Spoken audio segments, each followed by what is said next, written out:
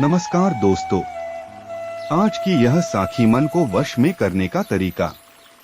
मन को वश करके प्रभु चरणों में लगाना बड़ा ही कठिन है।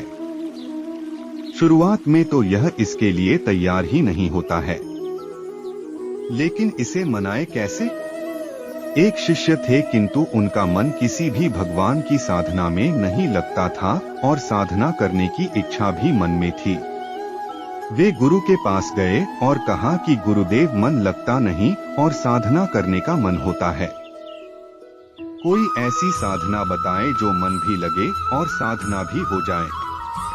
गुरु ने कहा, तुम कल आना।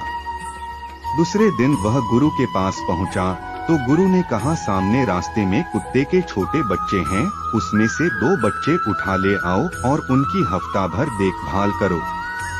गुरु के इस अजीब आदेश सुनकर वह भक्त चकरा गया, लेकिन क्या करे, गुरु का आदेश जो था। उसने 2 पिल्लों को पकड़कर लाया, लेकिन जैसे ही छोड़ा वे भाग गए। उसने फिर से पकड़ लाया, लेकिन वे फिर भागे। अब उसने उन्हें पकड़ लिया और दूध रोटी खिलाई। अब वे पिल्ले उसके पास रमने लगे।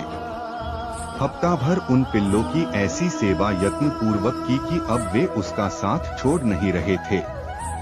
वह जहां भी जाता पिल्ले उसके पीछे पीछे भागते। यह देख गुरु ने दूसरा आदेश दिया कि इन पिल्लों को भगा दो।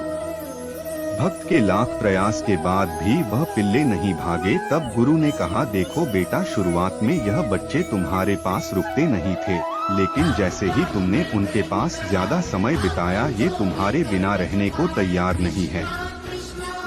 ठीक इसी प्रकार खुद जितना ज्यादा वक्त भगवान के पास बैठोगे, मन धीरे धीरे भगवान की सुगंध आनंद से उनमें रमता जाएगा।